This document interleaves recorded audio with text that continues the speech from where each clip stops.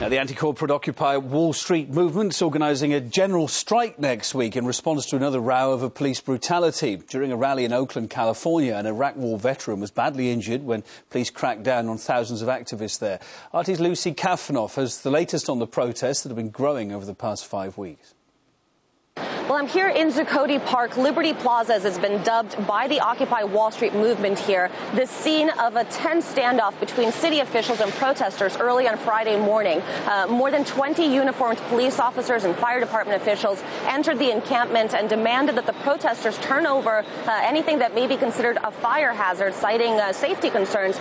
In the end, approximately 6 power generators were seized by the police, and several dozen canisters of fuel, including vegetable oil for cooking. Now, preventing fires is, of course, a very reasonable concern when you're dealing with a densely packed tent city such as what Occupy Wall Street, Zuccotti Park has become. But at the same time, a lot of people here feel that this is also a convenient way for the city to essentially crack down on a movement in a sort of backhanded manner as temperatures continue to plummet into freezing degrees. In fact, the first snowfall is expected here in Zuccotti Park over the weekend. So a lot of protesters feel that this is perhaps some sort of way for the city to freeze them out, to try to dampen their resolve to remain here. Now, downtown New York, Zuccotti Park was, of course, the scene of the original Occupy Wall Street demonstration, which started on September 17th. Since then, it's inspired similar movements all across the country and the world, in fact, from Tokyo to Toronto, as protesters continue to turn out into the streets,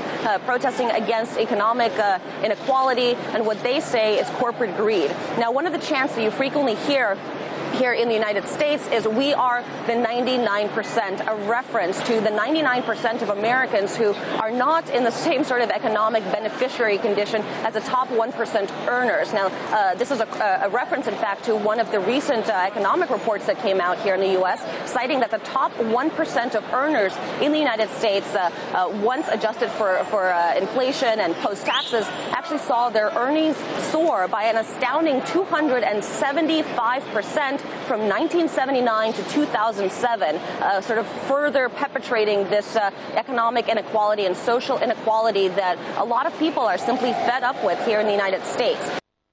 Lucy Kaff